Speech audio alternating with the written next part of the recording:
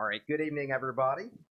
It is 5:32. This is Thursday, December the 8th. This is the pre-agenda meeting for the Town of Spencer Board of Aldermen for the month of December. And we will call the meeting to order. We do have all members except for Mr. Morgan here present tonight. With that, we will begin with an invocation. Father, we thank you so much for this evening. We thank you for this season. We thank you for the hustle and bustle around our town. We thank you for the leadership that you have placed within our staff. We thank you. I thank you for the folks that sit here beside me. Please grant us wisdom and discernment in the matters that we conduct for business this evening. In your name we pray. Amen. Please rise for the Pledge of Allegiance. I pledge allegiance to the flag of the United States of America and to the republic for which it stands, one nation under God, indivisible, with liberty and justice for all.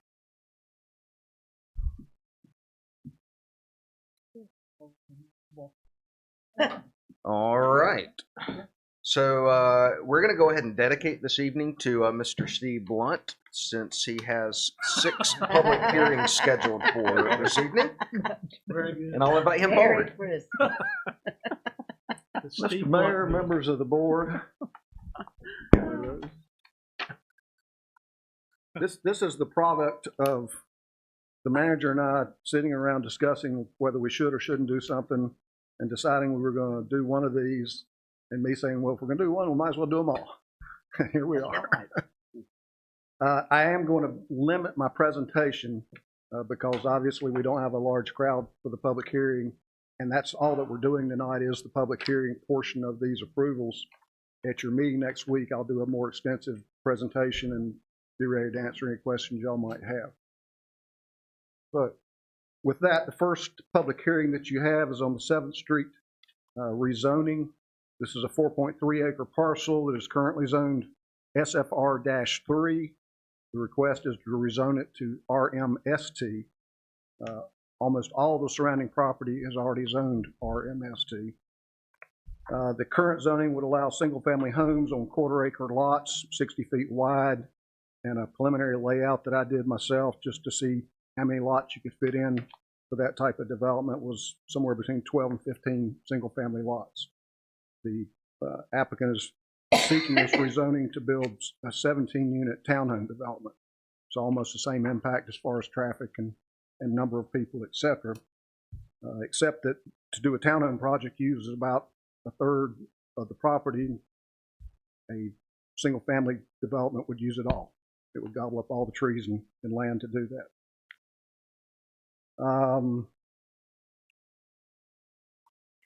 Let's see. Our comprehensive land use plan that you adopted earlier in the year specifies the intent of trying to promote higher density residential development, especially on that side of town.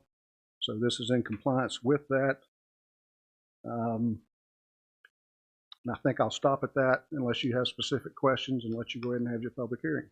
All right, thank you. Any questions before we start the public hearing from the board? Yes, Mr. Miller. Okay, question number 1. Now, we're changing the zoning on this particular tract of land. Is that my understanding? That's the request, yes, sir. Now, is this just strictly on this property that we're asking to change? Is that correct? There's just one piece of property that we're changing zoning on, yes. Okay. Question number 2. I know across the street, down the street, some of these houses are kind of built on a floodplain area. Do we have that situation with that area there? These will not be in the floodplain or the floodway of Grants Creek. They will be elevated above that level. The lot is already above that level. Okay. The front part of that lot is already above that level. I noticed Mr. Brandt made some comments about, I know there's a hill behind Mr. Brandt's house and there's issues probably with a lot of water running off. Do we anticipate any problems with water going to that area? Or there will be a stormwater management system with a collection pond on the lower end of the property going towards Grants Creek. So any runoff created by the development itself would go through that process. Okay, very good. All right. Keep thinking. I got a few more questions there. What's the distance between this property and Mr. Brandt? Or is that? Mr. Brandt's property is the next property over so up the hill. Yeah, okay. The one that has a nice barn. Yeah. That one. Yeah. The property lines are adjacent. The actual structure will be a good ways away from his house. I can't give you an exact measurement on it. Okay. I can look into that and get it to you next week. All right. These condos, are they rentals or are they for purchase? They are townhomes. They will be listed for purchase. I can't promise you who will purchase them and what they will do with them after they purchase them. Okay. There is a representative of the developer here tonight, and there'll be others here next week. So again, we can answer more detailed questions next week if you have those. I guess we've done a study on traffic as far as that goes. It's a state maintained road, and they'll have to get a NCDOT curb cut approval, but there's not that much traffic. It seems like it when you're trying to pull out of Whitehead, but there's really not that much traffic on that road. Do they anticipate maybe putting a stoplight down there at the corner? Not for this project. There's only 17. I know there was some interest or some complaints about traffic in that area. As traffic counts would demand a light, yes, I'm sure they would consider it, but we're a long, long ways from having enough traffic to justify. Okay. And the road won't be expanded for turn-ins, turn lanes, or anything? Not in my opinion, no. Okay. All right. I think that's a series of my questions you answered. Okay. Thank you. All right. Anything else? And do I understand, Mr. Blunt, that this property will be adjacent to the Standback Trail? It will be adjacent to the addition of the Standback Forest, addition to the Standback Forest. That property was transferred from the Wallace family to the land trust, and it will eventually be transferred to us. The Wallace family also owns this property that's being developed. We have talked to the land trust about extension of the trail system into this new property, and this developer is working with us to create a trailhead next to their property so that we'll have access from 7th Street into the trail system. Anything else? Do they see any problem with the trailhead or being directly behind it? Does the developer see a problem with it? Yeah. They have not expressed a problem. Okay. It's an asset to the trail Okay. system. Well, I figured it is. It can be an asset and also a liability. Okay. I'm sorry. Go ahead. Every time All I right. turn around, you got another question. And we can ask more questions next week.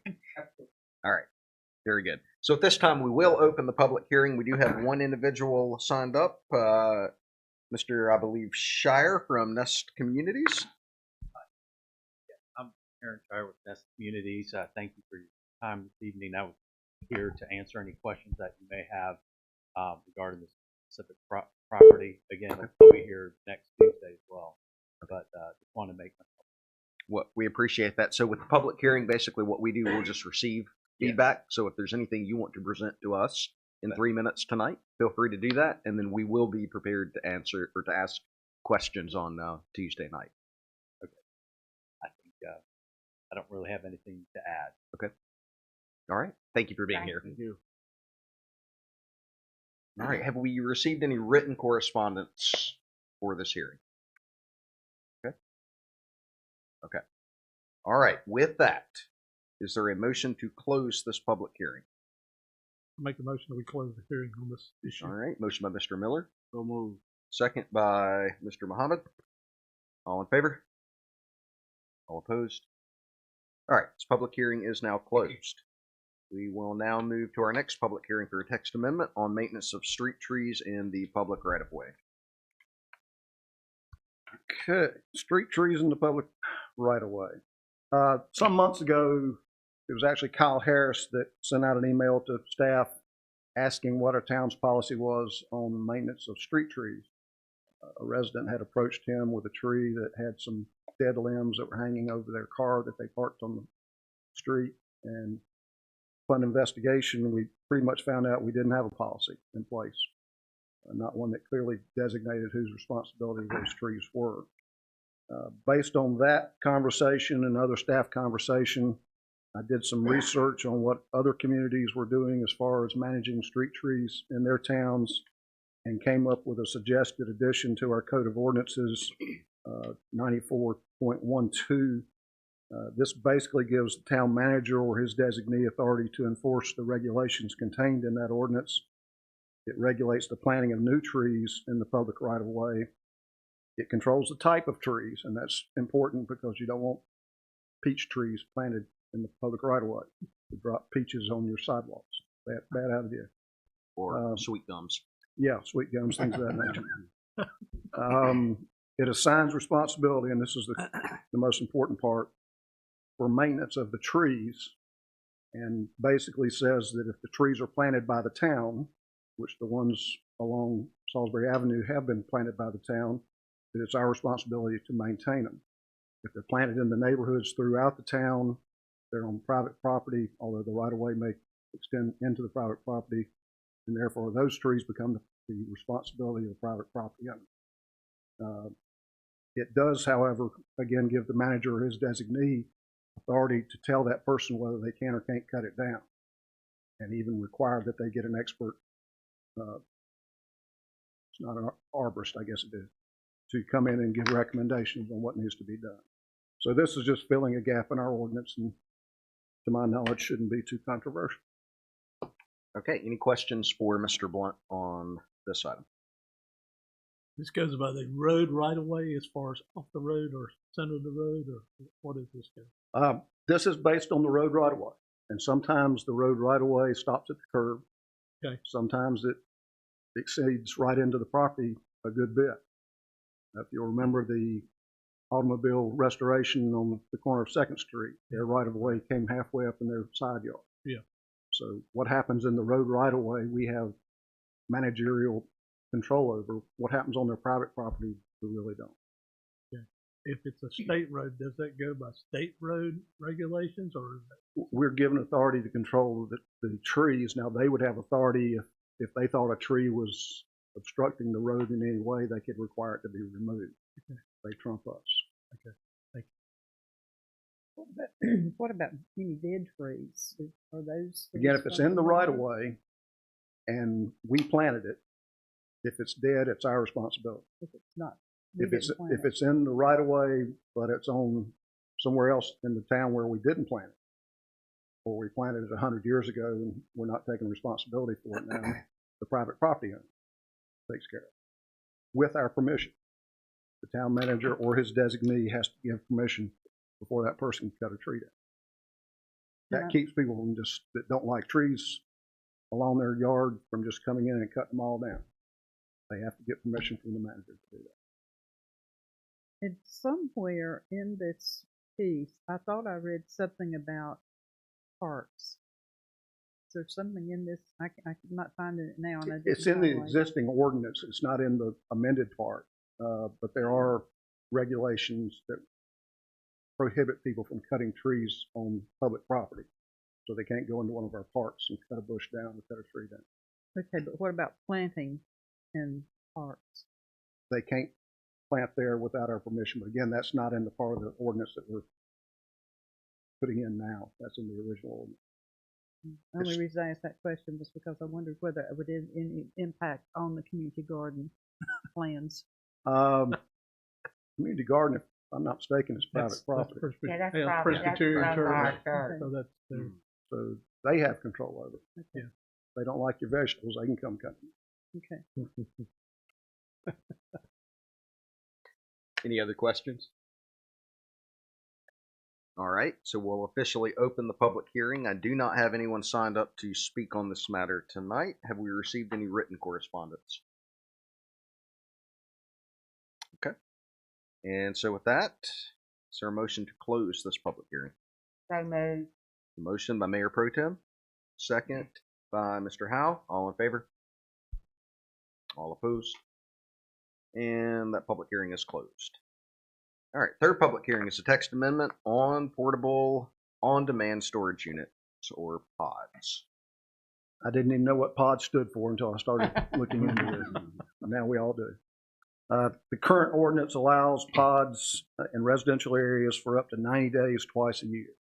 It was thought by several board members that that was too long, and we have revised or suggested a revision to the text that would reduce the duration to 30 days twice a year and would actually require a permit, which is not required now. The permit could be done at no cost to the property owner, but the permitting process allows us to keep track of the time frame. Without the permit, we're sort of guessing sometimes when it was first put there. So that's basically the purpose of that. All right. Thank you, Mr. Blunt. Questions from the board? So, how hard would it be to get an extension? It says the town manager has the discretion. He has the discretion. So, yeah, I have a friend whose mother had issues with a kitchen, and everything that they have is torn out now. I don't know where they have their stuff stored, but I think, in the situation of something like that, they haven't been able to get a contractor in there to fix it. And it's been going on now for. That's the whole purpose of putting that sentence in there, is to allow some mechanism for extending it. In this case, it's up to the manager to hear that story and say, we'll give you another 30 days or 60 days or whatever he deems proper. Is there a fee for this as far as that goes? At this time, no, there's not a permit required at all right now. So when we enact this, it would be up to you to decide whether you want to add a fee to it. My suggestion will be not to add. Why would you say? My philosophy on fees is that when we have to do a lot of work to do something like issuing a zoning permit or something of that nature, you want to recoup some of that cost. To issue a permit for a pod is going to take almost no effort on our part. Thank you. Anything else? What about violation? That goes over to code enforcement, and there's fines attached to that pay for changes. Anything else? All right, so we'll open that public hearing. Once again, I do not have anyone signed up tonight to speak on that matter. Have we received any written correspondence? Okay, hearing no public input on that. Is there a motion to close that public hearing? I move to close the public hearing on the pod. Motion by Ms. Sledge. Is there a second by Mr. Muhammad? All in favor? All opposed? And that hearing is closed. All right. The fifth public hearing is,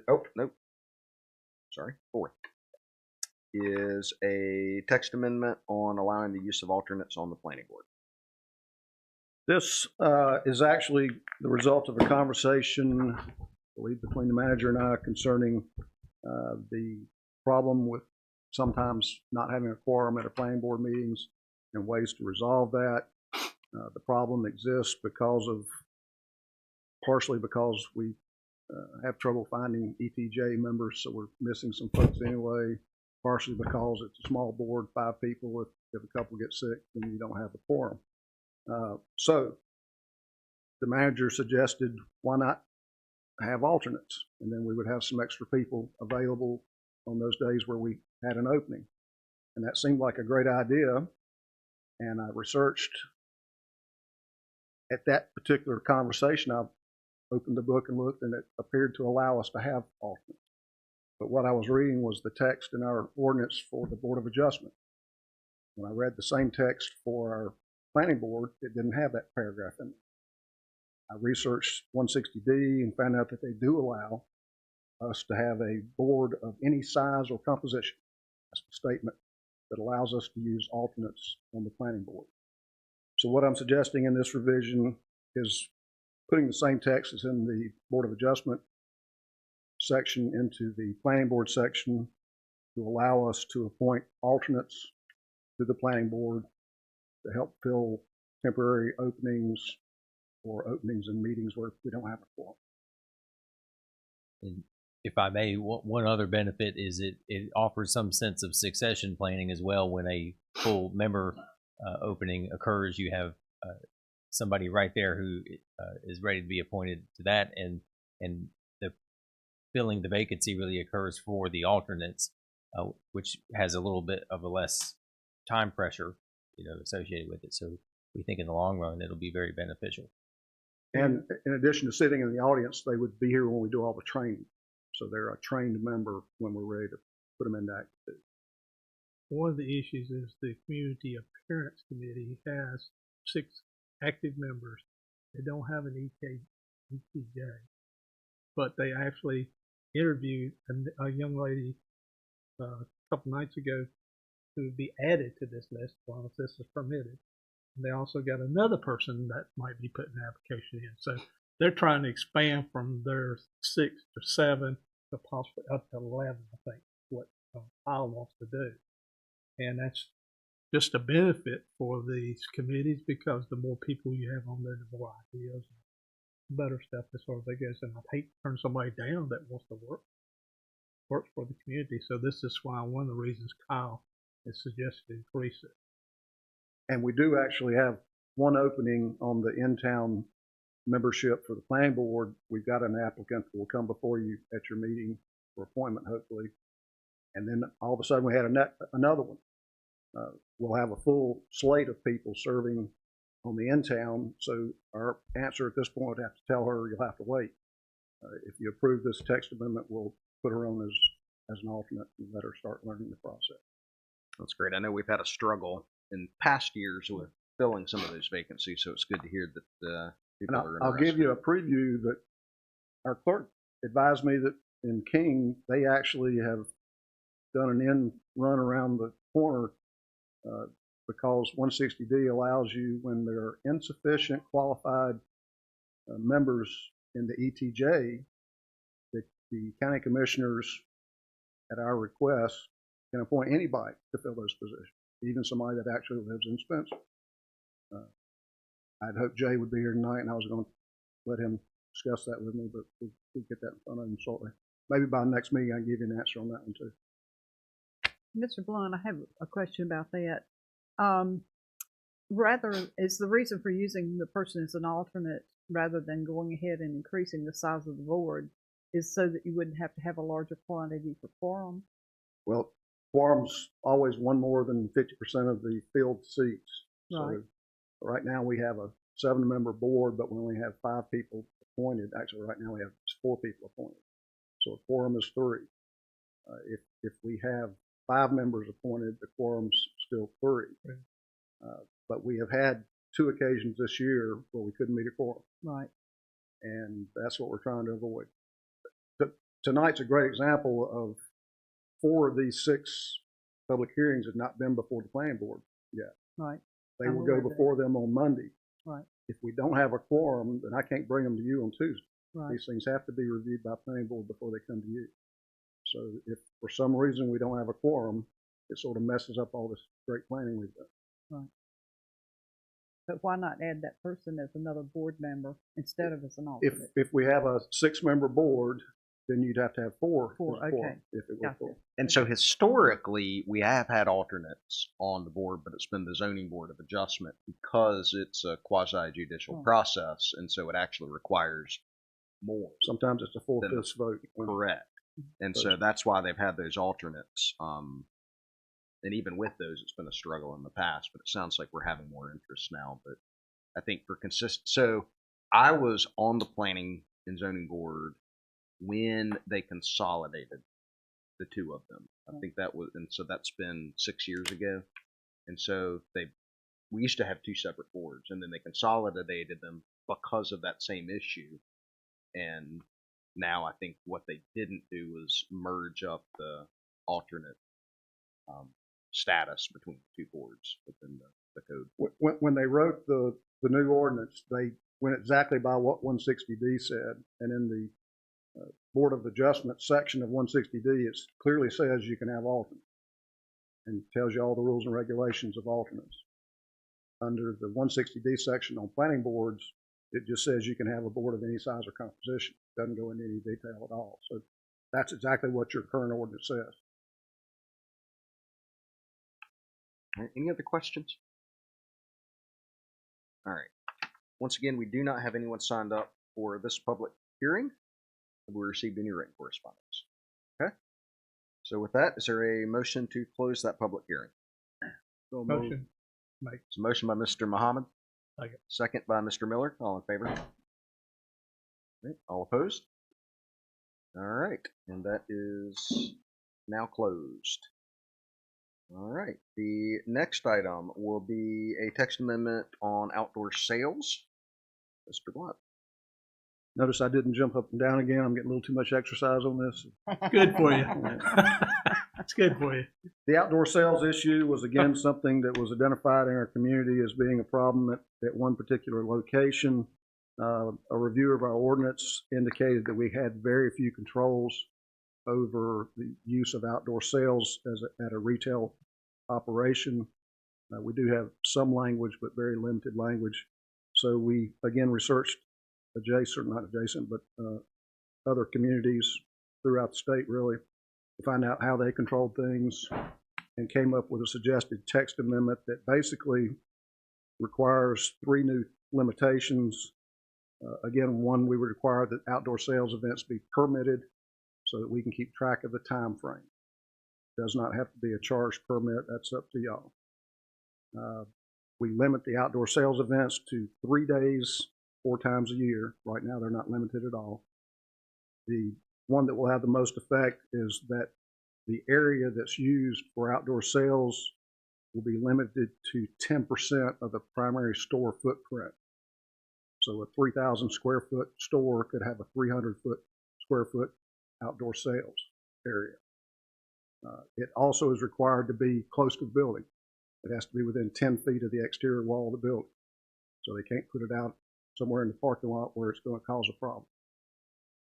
So for the particular offender that got this whole thing started, the effect of this would be the size would shrink dramatically. You know that's a very small store footprint. So 10% of that footprint is the maximum they could have. Everything would have to move back to the storefront, and they can't do away with parking spaces that are required by code or sidewalks that are required by code. Right now, they can't put it in the road right away, and they can't put it on sidewalks out at the road. That's already existing in our ordinance. So we feel like this is a good ordinance, text amendment to control the problem that's been identified without causing problems with other stores that want to do minor outdoor events at various times. This is the only one we've had a problem with. Thank you, Mr. Blunt. Further questions from the board? Mr. Miller. All right, if we pass this motion Tuesday night, does this go back and goes into effect existing businesses as far as that goes? In my opinion, this is a regulation of operation of business, and therefore, yes, it would go into effect. Okay, that's the big question. Okay, thank you. And if you will confirm for us again the limits of this proposed text amendment. As far as the physical limits? Physical limits, because that's one of the discussions we've had about our downtown for commercial businesses. A great idea. Let's contrast, instead of downtown, let's think of the food line. Big store, big parking lot. If they want to do an outdoor sales event, get rid of their old cantaloupes, they have to come get a permit. And in the permitting process, they have to draw a map showing us where it's going to be and how big it's going to be. With that, we can compare it to the footprint of the building to determine whether it's less than 10% of the physical size of the building. And then number 2, by looking at the map, we will tell them, no, you can't put it out here next to the driveway coming in. It has to be within 10 feet of the front of your building. So it has to be up close to the building. It has to be fairly small. Food Line is probably one of the biggest retail operations we have in town, so they would be able to have a fairly large outdoor sales. And occasionally they do out front on their sidewalk. That's why we didn't just want to outlaw this altogether. Right. A very small store like the one that's been violating the spirit of this ordinance, because their footprint is so small, the amount of space outside that they can use for sale will shrink dramatically from what it is now. And all that stuff that you see out in the middle of the parking lot will have to go back to the building. It has to be within 10 feet of the building. And then, so remind us again, though, using Food Line as an example, those outdoor sales would be limited to how many days? It's 3 days, 4 times a year. Because, I just go back and think there are situations where they're selling Christmas trees. They're selling ferns and pumpkins, right. pumpkins in the fall. Right. just something we need to consider and be I aware think of. that's that's an important point because I don't think we can limit it so many times to a And it would certain be extent. the same if we had a hardware store or something like that. Yeah, I think you got to be real careful on the wording. I will point out that there is a different section that's already in place for outdoor events under a cover. So if you were having, the ones I know most often use an outdoor cover is fireworks, 4th of July. They put them under a tent. Yeah. There's already specifications in our ordinance as to the frequency and duration of those. So if you wanted to think about those as a separate issue, maybe tweak those a little bit.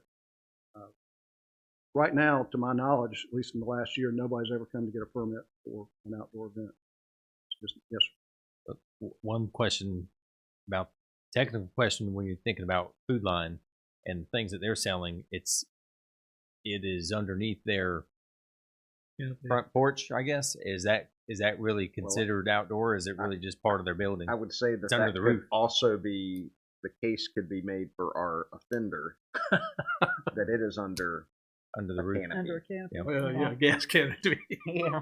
Well, but his is not within 10 feet of the building, so even though he's got an overhang, it would That's not good. qualify. That's good. But you're right, we could spell that out as a definition that items under an existing awning would be exempt, something to that effect. We just need to be very careful that as we do this, that we're also not restricting the type of commerce that We need. we need. Yeah. Right. And as we, I would point out too, I know this is not being changed, the permit requirement is being changed, but in the special event and or temporary structures, the maximum duration, 7 days, we're in violation of that, is what's out front. and you, Right. you did get a special event permit, so I think you're okay on that. Be quiet. Well, I mean, fair is fair. Right. That's Fair right. is fair. And that's what I'm getting at. We just need to make sure that we are very that we're very cautious with how we approach this. We want to get it right the first time, but I'll continue to remind you, these are living documents. And if we put it in effect and we find out a month from now there's something that needs to be tweaked a little bit, we'll tweak it just like that. We're not afraid to admit we didn't get it right the first time. Okay. Any other questions? All right. Well, it appears we do have public comment for this matter, so we'll invite Mr. Jody Everhart forward. And Mr. Everhart, you will have 3 minutes for public comment. Mayor, members of the board, the reason I'm here today, I guess, is just on this one public hearing. And it's, I'm glad Mr. Blunt went through and town manager to look at it. It used to be in our ordinance. I don't know what happened to a lot of the old ordinance. But with your outside sales, then you got some that present it very well, and some like the third world country. And the reason that when the places started this, then they had closed on the right of way.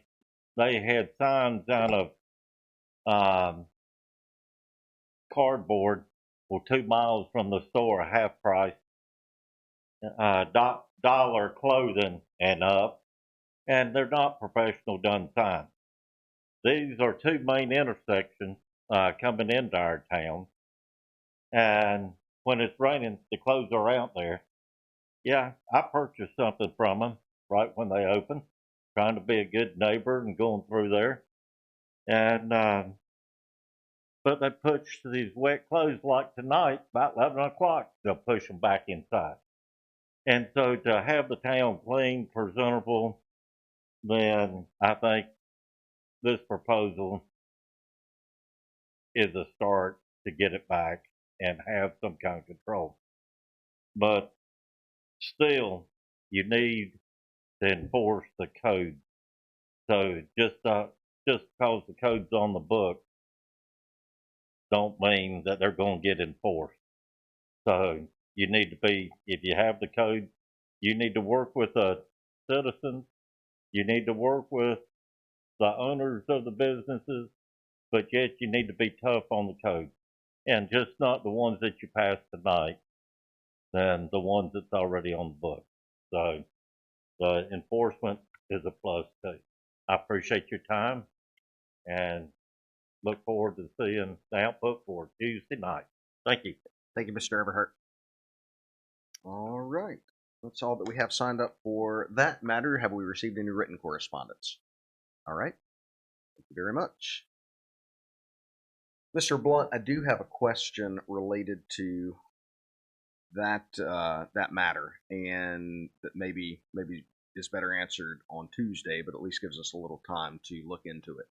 A couple things that were mentioned that I would like is to see if they are in violation of our sign ordinance, They are. and then also if they do have a legitimate business license. We don't issue business licenses from the town, But and I'm not sure the county or the state require business licenses anymore. But we as a town are not allowed to issue. can we confirm that though? Sure. Thank you. Okay. Anything else on that matter? And if not, is there a motion to close the public hearing? Motion to close. All right. There's a motion by Mr. Miller, second by Mr. Muhammad. All in favor? All opposed? All right. That public hearing is now closed, and we move to the last public hearing, and that is the proposed Long Ferry Road annexation. You've already heard this presentation once. You've got a copy of the PowerPoint in your package, so I'm not going to belabor it. This is a required public hearing for the annexation of the 35 acres on Long Ferry Road that will result in a 350,000 square foot distribution center being built. And with that, I'll leave it to y'all. All right. Thank you, Mr. Blunt. Are there any questions at this point from the board? I know we've asked quite a few already to date, so. Let's don't. I'll look Okay. that up. So I do not see anyone signed up for public comment on this matter tonight. Have we received any written correspondence? Okay. I have received several phone calls from adjacent property owners wanting to know if they were being annexed primarily. And my answer was always no, right, unless they signed a paper saying they wanted to be annexed. I did ask one of them if she would like to be annexed, and I can't give you her exact answer publicly. It was obviously a pretty strong no. So you're not paraphrasing, huh? All right. Very good. So having no comment on that, is there a motion to close that public hearing? The motion? No. No. So there's a motion by Mr. Muhammad on the floor. There's a second. All right. There's a second. All in favor? All right. All opposed? All right. That public hearing is now officially closed. All right. So we will move forward with the review of our agenda for next Tuesday. I do need a volunteer to lead the invocation. Guess it's me. Thank you, Mr. Miller. You looked at It me. was that, or I was going to voluntold someone. Yeah. That is a thing. That is a thing. It's a thing. All right. Very good. So we will consider approval of our 2023-2024 Board of Aldermen's meeting schedule. We will consider appointment and reappointment of representatives. Again, we did not have an election this cycle, but because this is our December meeting, we will consider appointment and reappointment of our representatives. We will also review our assignments to our community liaisons. I am under the assumption that everybody wants to continue within their current assignments. If you are not, please let me know ahead of next week's meeting. Okay. And on that item, Mayor, the one change that we are recommending on the assignments or appointments related to the MPO committees, we're recommending that Steve Blunt be appointed to the TCC as the member, and that Joel Taylor be appointed as the alternate. That'd be a slight change to the current setup, but if there's any questions about that, just let us know.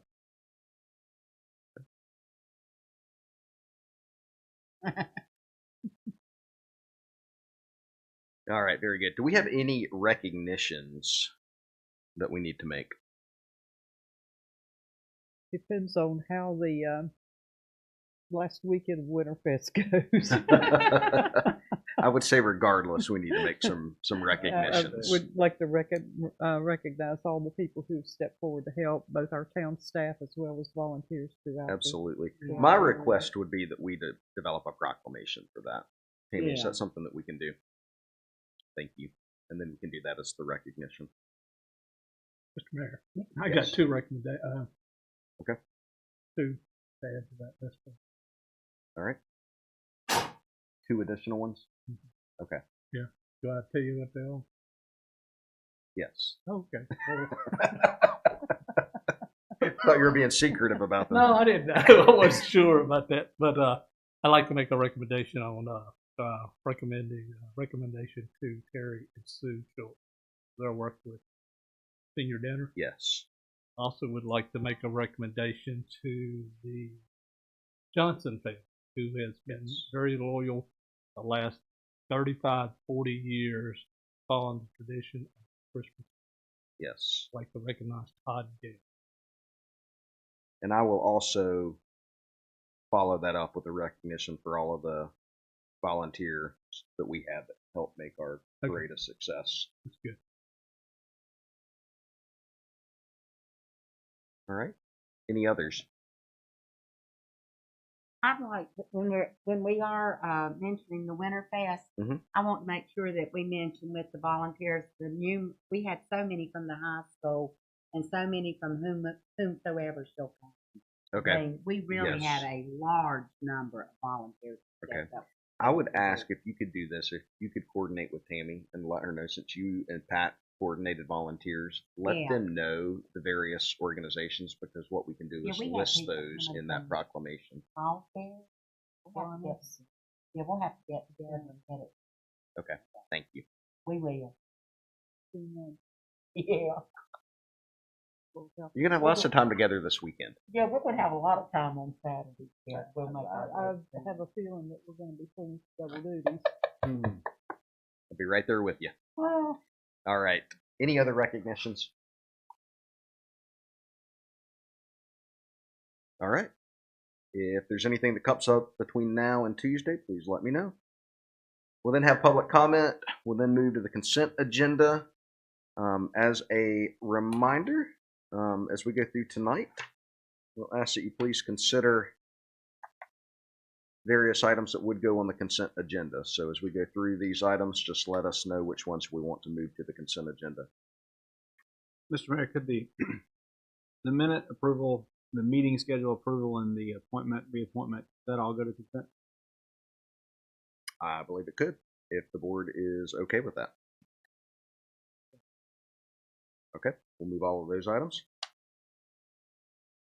Thank you, Mr. Howell. All right, item 10 will be consideration of approval of the rezoning request for the parcel at 900 7th Street that we had the public hearing on earlier this evening. So we will keep that as a normal agenda item. The next item will be to consider the proposed text amendment of the maintenance of street trees in the public right-of-way, which we also had the public hearing about, so that will stay on the agenda. Consideration of proposed text amendment on the pods, that will also be an agenda item. And considering the proposed text amendment to allow the use of alternates on the planning board, once again, we had the public hearing on that tonight. We will keep that on. And of course, all of this, Mr. Blunt, is subject to this being reviewed by the planning board and them having a quorum. Okay, very good. The next will be to consider the proposed text amendment on outdoor sales that we heard tonight. And finally, to consider annexation of the property located in the town's ETJ on Long Ferry Road. All right. The next item is to consider approving a budget amendment of a $5,000 grassroots arts program subgrant from the Rowan Arts Council and a $7,000 Salisbury Rowan Community Foundation grant. And so I believe, Sky, you want to present that on Tuesday? That's fine. Go ahead. Yeah, that's fine. And then what we can do is add that to the consent agenda. Good evening, Mayor and Board of Aldermen. Good evening.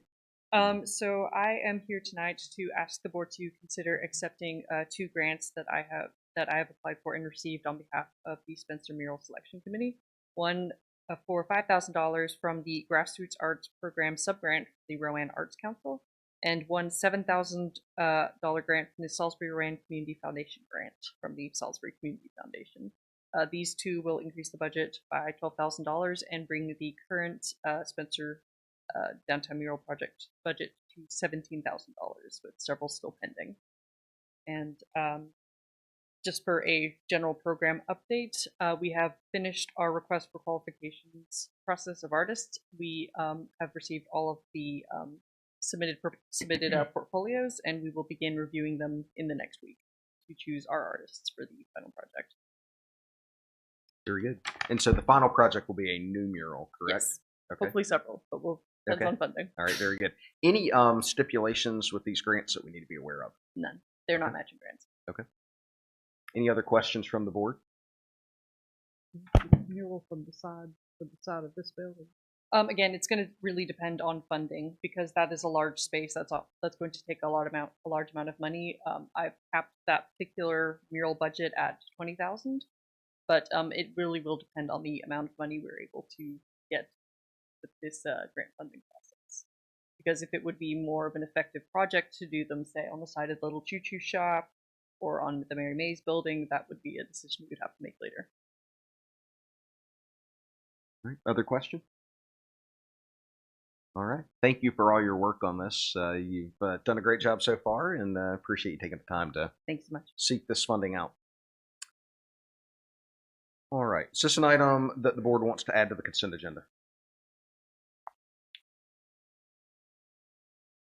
No, I think people need to hear about I it. think they do too. Yeah, Let's bring it up. because a lot of people have asked me where that money's coming from. And I tell them we have Sky. Is Sky that's available wonderful. on Tuesday? Guy, are you able to be here on Tuesday? Because basically we're just going to ask her to present that again. Yeah. But if she's not here, it doesn't. Okay, good. That was the thinking. But that's fine. Steve, what do you think? Steve, also. Think it should stay on and go to consent. I've still already said it. I think it should stay on. Yeah. All right. All right, next item is to consider approving a budget amendment of a $35,000 North Carolina State Fire Marshal Office supplemental grant.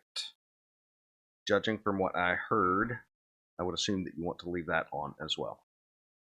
Okay. The next is to consider authorizing the town manager to accept a proposal from Adams and Associates Architecture for the fire station expansion space needs updates, conceptual design, and cost estimate. I assume we have a presentation on that for Tuesday. Brief presentation. I mean, whenever your pleasure would be, I'm happy to discuss it tonight, or we can wait till Tuesday. Let's wait till Tuesday. If the board's okay with that. All right. All right. The next item, consider amending the FY 2022 audit contract. I'm at the edge of my seat. Can I say something? No. Please. Please.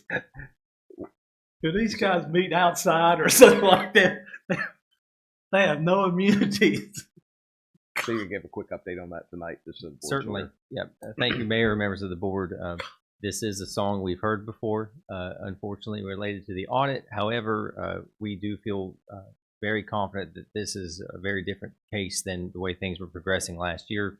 But due to the report not being submitted by the end of November, it would require the contract amendment to get submitted to the LGC. I talked with John Softly earlier this afternoon. He expects the report tomorrow. They did indicate they would have a report to us for you to have in hand at the same time as considering the amendment. Again, he says that based on his conversations today, he expects it tomorrow. All right, let's leave that on the regular agenda then, since we will supposedly be getting the report. Now, one thing I'll say is the reports are not, it will not be formally presented because that does not happen until after the LGC, but the point is that you will have a draft in hand that you be able to know that it is done. All right. Next item is to consider reappointing Bob Bish to the Spencer HBC for a 4-year term expiring at the end of 2026. Put that on consent agenda, please. Okay. Consent agenda. All right. And then we have several other appointments to the planning board.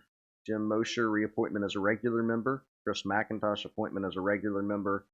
Sasha Rabin, appointment as an alternate member. And typically what we've done when we do have new appointees, we do discuss that at our regular meeting and have them, if they're able to be able to be present. Yeah, I started to say we need to at least meet them up front. Perfect. Okay. The next is to consider issuance of a property lien for nuisance abatement at 704 5th Street. I would recommend that be a consent agenda item. Yes. Okay.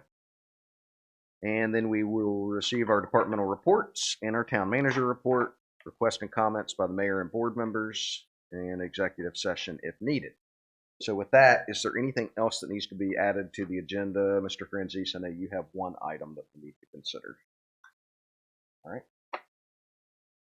Why don't you go ahead and then board be thinking if there's anything else that needs to be added and discuss. Thank you, Mayor, members of the board. So before you is something that has come to our the forefront in the last few days. We do have in the budget this year to purchase a new garbage truck for the town, and the plan is to have it be a single, a side load truck that could be operated by a one-person crew, which is a good thing for a lot of reasons, including safety. And so what you have before you is a budget amendment that would be needed to help us proceed with purchasing a truck. And I will pass this down the way, but and we can get this to you as well. If you'd like to add this to the agenda for Tuesday, we can get it in the packet. But we received a quote from a North Carolina vendor that's provided the requested type of truck, and pretty close to what we originally budgeted, but the original budget was about $355,000 for this. $80,000 of that was going to be coming through some of our ARPA supplanted funds. The remainder of the truck would be financed, and the quote came in at about $360,000. That is through the North Carolina Sheriff's Association cooperative purchasing program that we're members of by nature of being a unit of local government in North Carolina. And so that is similar to when we were talking about the fire truck and that program. All of the bidding process and all of that has already been done for us through that program. And so what we would like you to consider is at this point is whether you'd like to add this to the agenda for Tuesday. And that would allow us to proceed with having the budget in place and also authorizing this purchase.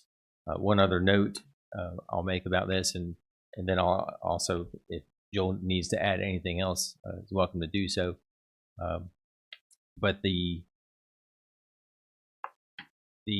timing of this is good because we were hoping to launch this truck and this new way of picking up garbage in town in the next fiscal year. This is a truck that is based on having a chassis at the vendor's location and them being able to hold it for us, and then the body getting acquired and everything coming together. And the delivery time promised is no later than third quarter of 2023, which would be September. It could be as early as June, though, so somewhere in that window.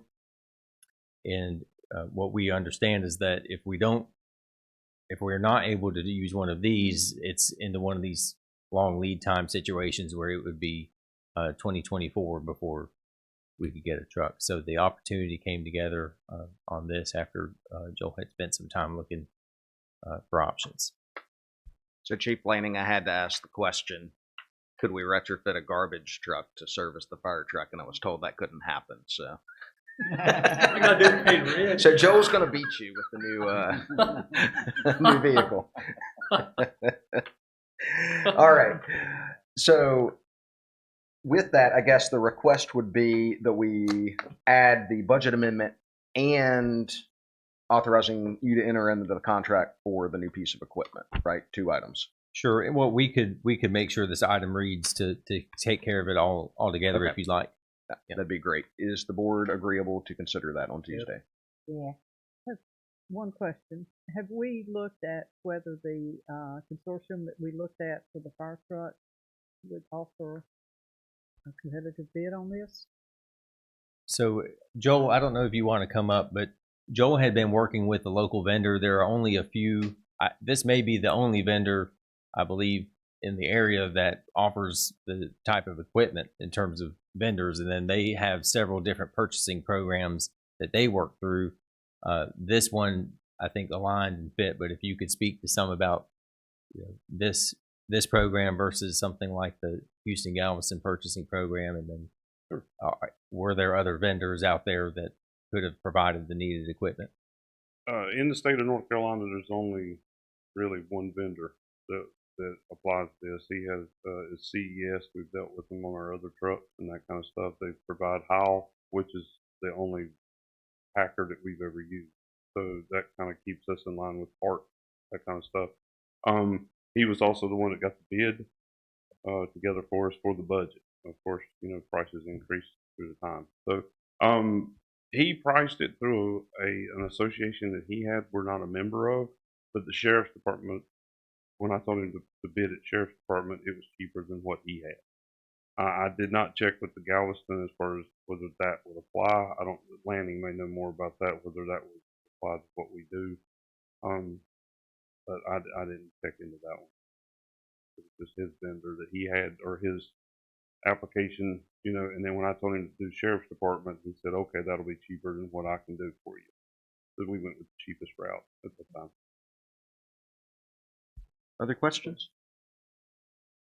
How about the existing trucks? Are they still in fairly good shape? I mean, the newest truck is this one will be replacing is the one that we had to take out of service. Yeah. So it's not been in service now for a year and a half or something like that. Yeah. Well, I say a year, right at a year. So it'll be replacing that. Then of course we'll keep the truck that we have now as a backup truck. But right now we're running on one truck. You save the old truck for parts, or are you just going to? It won't fit anything. Oh, really? The Packer, and we've even tried to get parts for the old truck, and they don't produce them anymore because the truck, it's a 98 model. Don't quote me on that. I think it's a 98. Okay. International, great truck. It's just the Packer is done. I mean, it served its life. So this truck would service like one route, and then eventually we would replace the next truck with another new one, or how? Correct. Correct. Yes. That's That way what we do. always have a backup. And then always have a backup truck to make sure that we can run trash service. Yeah. Okay. Anything else? All right. Do we want to add that then right before the departmental reports? Is that okay? All right. I'm going to also request, and board, let me know if you agree. I would suggest we move those appointments to the planning board. Move those right after the consent agenda. That way, those folks don't have to necessarily sit through the entire meeting. You don't want to break them in, right? Trying to be kind. They might run off before they get appointed. Right. They would just have had a meeting the night before. We can, Yeah. Is that okay, though? Yeah. Yes. Okay. All right. Board, anything else that needs to be added to the agenda for next Tuesday? Okay, hearing none. Is there a need for executive session this evening?